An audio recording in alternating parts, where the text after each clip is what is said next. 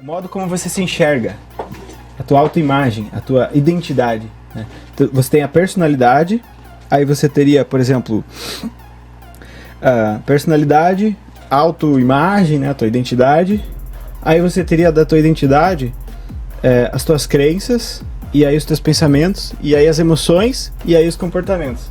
Então muitas vezes você quer vir aqui, na última camada da cebola, e mexer em alguma coisa, que você pode até mexer, mas se você entrar mais profundamente, na terapia eu sempre penso nisso, assim, eu não penso, o paciente chega e fala pra mim, Jean, sei lá, eu toda vez que os meus amigos me convidam pra sair beber, eu bebo, e eu não consigo dizer que não consigo beber, eu não olho pra ele e digo, cara, vamos fazer uma estratégia pra você falar que não consegue beber com os teus amigos. Cara, isso é mexer lá na última camada da cebola. Ele faz assim, ó. Dá pra ver que ele tá pensando naquilo que tá acontecendo e tá, tipo... Ele tá fazendo muita queimação de neurônio, ele tá sistema 2, ele tá... Então, acho que a consciência é isso, assim. Por exemplo, agora, a probabilidade de eu falar alguma besteira vai ser mínima, porque agora eu tô prestando muita atenção no que eu tô fazendo. Por isso que o Mindfulness ajuda muito no TDAH, o cara começa a prestar atenção, no toque também, o cara começa a prestar atenção, a obsessão chegando, não vou lavar a mão, ele tá atento. Então, assim, a atenção plena te dá a possibilidade de olhar, de expor as cartas de comportamento na mesa e olhar para elas.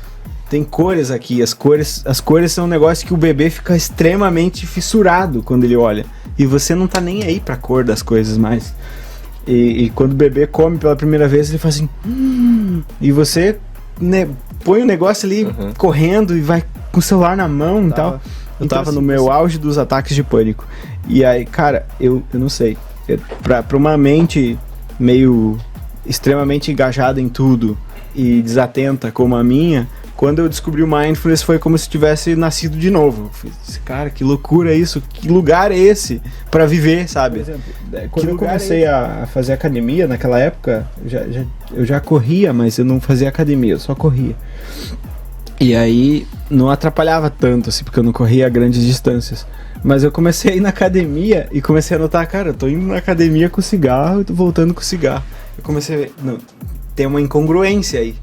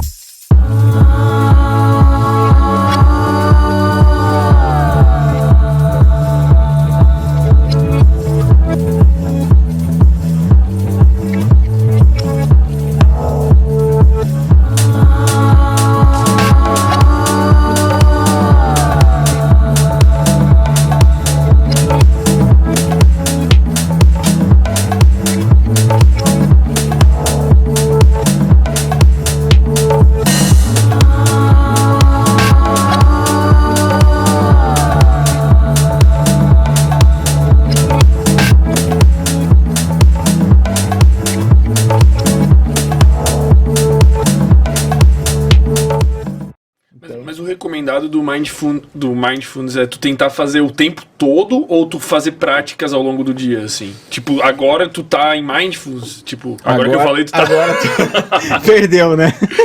Agora tu... Mas assim, quando eu descobri o Mindfulness, foi 2017, eu tava no meu auge dos ataques de pânico.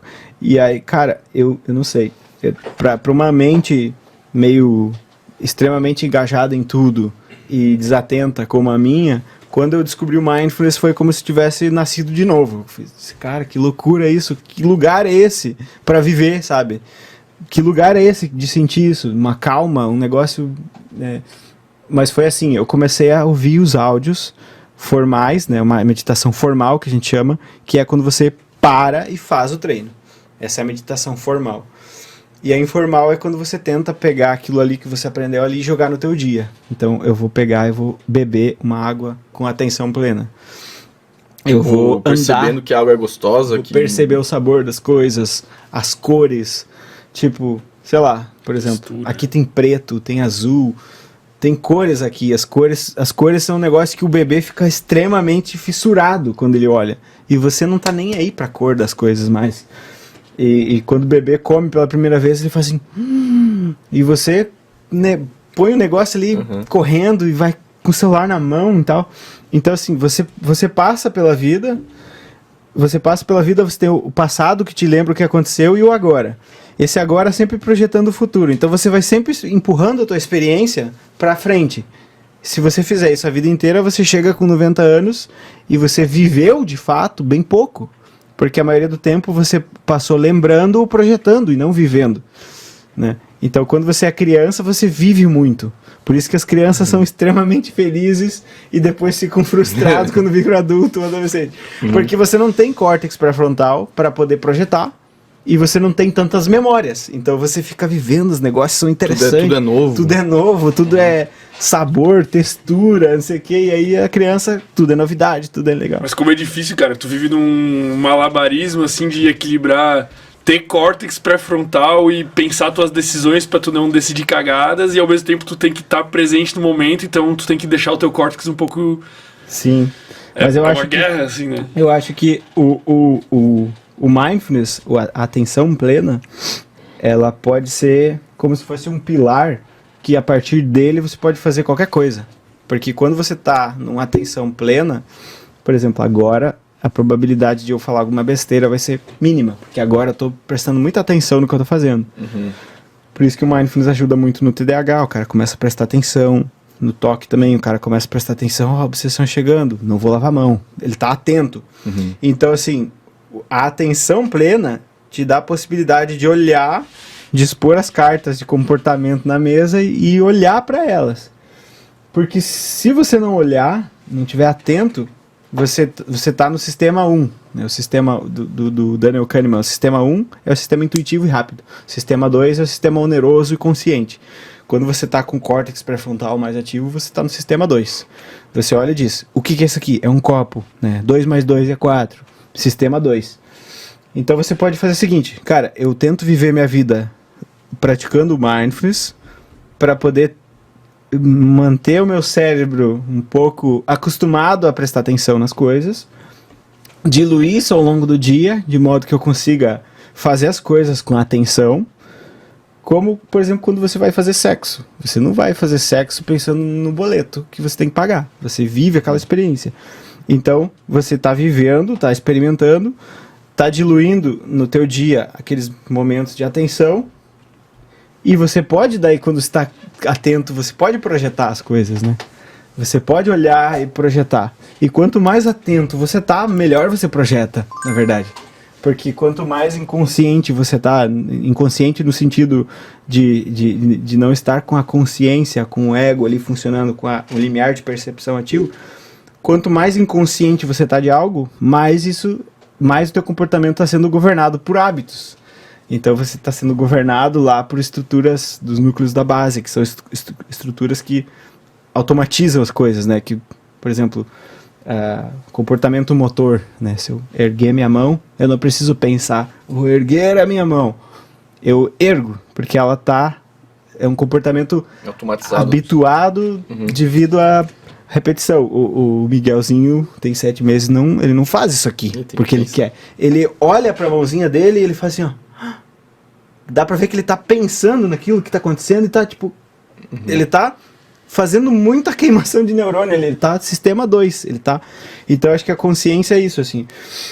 Como é que eu vou pegar uma metáfora pra isso? Imagina um cara que tá semeando alguma coisa. A consciência é o cara pegando as coisas. Ele pega. Os hábitos são um saco que ele tem, ele põe coisa dentro do saco. Se você tá atento, você sabe que coisa você pega e põe lá dentro. Cara, isso aqui é bom, é uma fruta, isso aqui é só pasto, sei lá, erva daninha.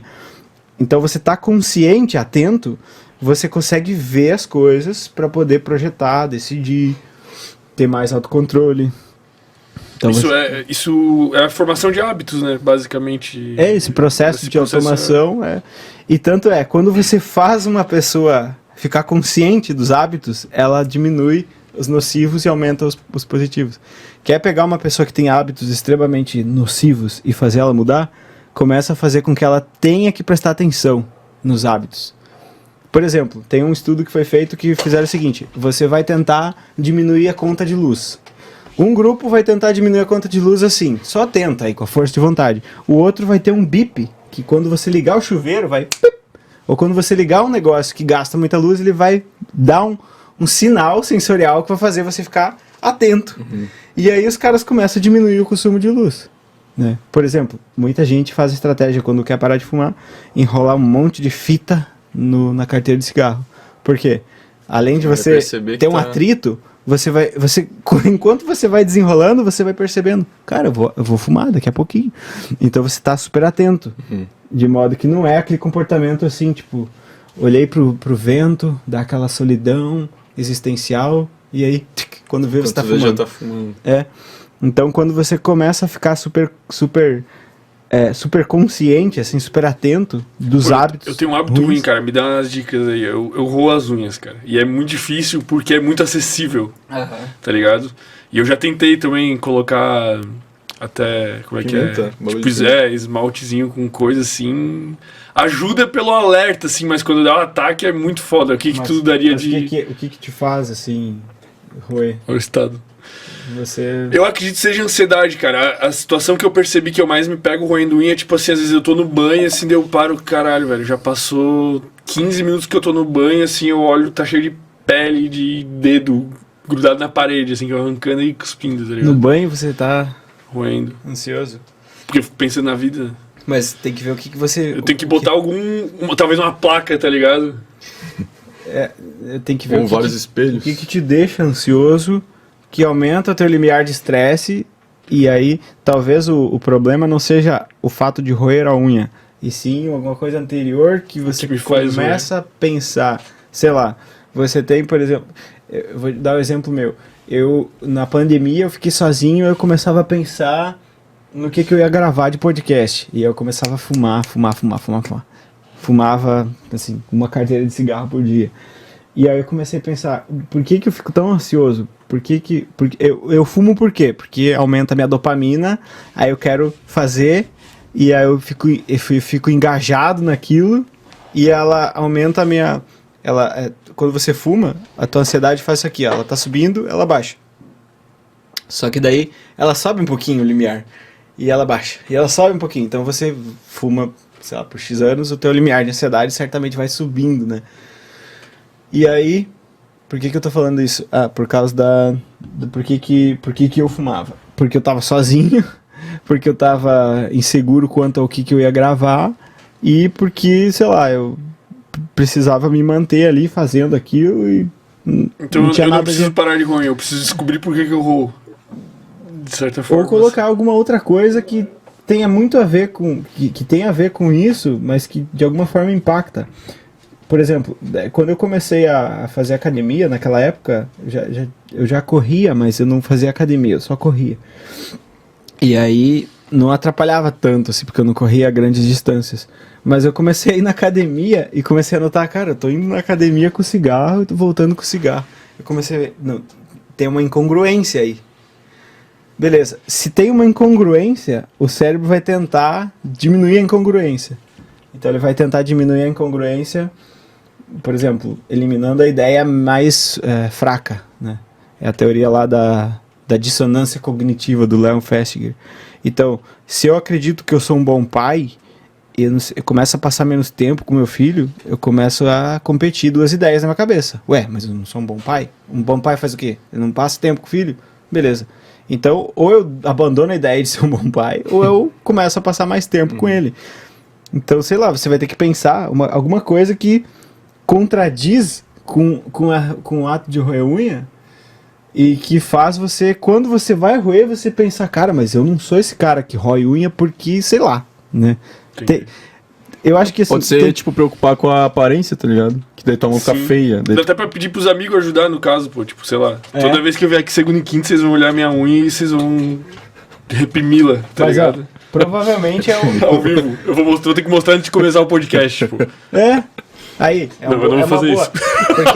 Porque além de você trazer atenção ao hábito, você se compromete socialmente com aquilo. Por que muita gente acorda e vai trabalhar no negócio que odeia e quando vai fazer um negócio pra ela, não faz? Porque ela não tá comprometida socialmente com o negócio que ela quer fazer. Tá só comprometida com ela. Então, no trabalho, não. Tem o chefe, tem os colegas, sei que a família dela espera que ela vá todo dia. Então, ela tá comprometida lá. Aqui, ela só tá envolvida. Então, você aumenta... Tem gente que fez até um site pra isso aí. Você cadastra lá teu nome e você põe lá um valor e aí as pessoas vão monitorar se você está fazendo aquilo ou não. Se você não fizer, cai o dinheiro de lá e você perde. Caralho, que genial, velho. Eles fizeram lá pra... Comprometimento social? Tem até um nome pra essa estratégia aí, eu não lembro bem qual é o nome da estratégia. Mas é, de fato, você envolver outras pessoas na parada. Daí tu bota, tipo, ir na academia, parar de fumar, sei lá. Você coloca lá o comportamento alvo e as pessoas vão ajudar a modular, né? Foda que o cara ia dar um jeito de sabotar se o cara quer muito, né? Sei lá, velho. O cérebro é muito desgraçado. Eu sentia isso muito com o cigarro. Eu pensava, cara, eu vou me sabotar uma hora ou outra. Só que aí, olha que interessante. Por isso que eu digo que não é o problema do ato de roer unha em si. O problema é bem anterior. Se você quiser mudar hábitos pequenos, você pode mudar, mas é muito mais trabalhoso do que você mudar uma coisa mais interna, mais profunda. Por exemplo, se você tivesse camadas, eu gosto de pensar assim, você tem a tua personalidade, que é o miolo da cebola. A tua personalidade ela é determinada muito pela genética e por experiências que te modularam na infância. Então você tem lá os 5 traços de personalidade: amabilidade, neuroticismo, extroversão, conscienciosidade. Beleza, eu sou uma pessoa muito amável, eu tenho que aprender a dizer não. Só que eu dizer não pra você é uma coisa, eu dizer não pra ele é outra coisa. Agora, eu voltar um passo atrás e dizer, cara, eu tenho um problema de personalidade que me predispõe a ser maltratado, até humilhado às vezes, as pessoas se aproveitar de mim, e então eu vou fazer um projeto comigo de mudar esse traço de personalidade.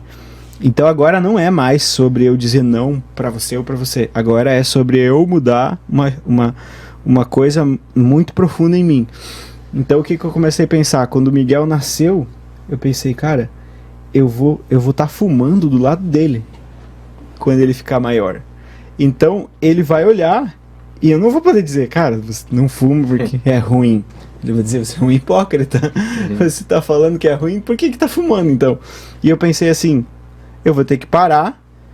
E aí ficou muito, muito mais fácil parar de fumar, mesmo tendo todos esses negócios de dopamina, de precisar de dopamina, mesmo tendo acessível, tem cigarro em tudo que é lugar, mesmo os amigos lá da adolescência, todo mundo fumava. Só que daí tem outras questões. Eu saí da cidade que eu morava, os meus amigos que a gente fumava junto, eu não tive mais contato com eles. Aí eu e a Dani, a gente fumava. Aí ela ficou grávida. Aí a gente, cara, vamos ter que parar de fumar. Não tem como isso, né? Mulher não pode fumar e tal, por causa do desenvolvimento do feto. Tem muita propensão, inclusive, de ter TDAH se a mulher fuma. O feto, né? Desenvolver TDAH. E aí a gente... Ela e eu paramos, assim, ó. Cara, é muito louco. E aí você começa a pensar o seguinte, ó. A gente tá falando de um problema de um problema de estratégias, de soluções, de como isso, como aquilo, que é um nível mais superficial, ou a gente tem que falar de uma coisa mais anterior? Não digo nem profundo, porque é só mais anterior, assim, do ponto de vista de causa e efeito. Se meus valores, assim, na vida, muito na hierarquia dos valores, lá em cima, são, sei lá, prazer, ou a possibilidade de eu me satisfazer de alguma forma, tá lá em cima. por que eu não vou poder roer unha, ou fumar um cigarro, ou sei lá o quê? Você é imediatista, assim, né? Por que eu não vou poder fazer isso? Beleza, mas se esse valor tá lá embaixo, aí muda a coisa. Então, por exemplo, uma das coisas que eu faço também, todo dia não, mas é quase todo dia, eu e o Miguel, a gente toma banho, eu dou banho nele no chuveiro, assim, né? Não dou banho na banheirinha, assim. Eu dou banho nele, não a mãe. Porque eu disse, cara, eu quero fazer isso todo dia. E desde que ele nasceu eu faço. Eu podia ter ganhado, sei lá, 70 mil reais, se fosse calcular o preço de cada sessão, vezes todos os dias que eu fiz. Mas eu pensei, não, eu quero fazer isso. Então, assim, uma coisa que é muito recompensadora pra mim, que é o dinheiro, que é recompensador pra todo mundo, se tornou menos importante do que uma outra coisa que tem a ver com o quê? Com os meus valores, que são as pessoas estão lá em cima. Porque se eu tiver dinheiro e acabar o mundo amanhã, eu vou fazer o que com esse dinheiro? Então, sei lá, não sei se isso te ajuda, mas entende não, eu o que eu quero dizer? pô, irado. Tipo, precisa pensar uma forma de mudar o que tá lá em cima na prioridade.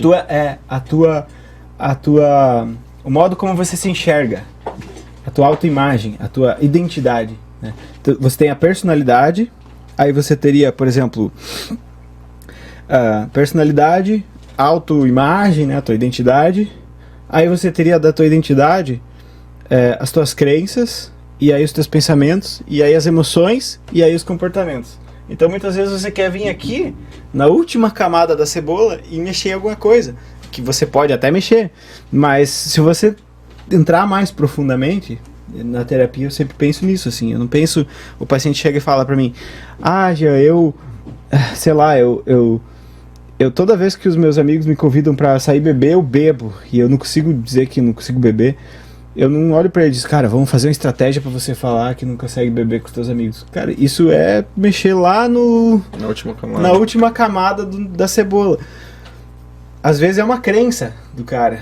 Por exemplo, às vezes você crê que você não consegue controlar. Você crê que não consegue controlar. Assim como eu acreditava que eu não conseguia. Eu pensava, cara, como é que eu vou parar de fumar? E parar de fumar é uma das piores coisas que tem de parar, assim, né? Sei lá, tem gente que é muito viciada em pornografia, cigarro e álcool, né? Sei lá, diria que são esses três principais, assim, vícios que tem.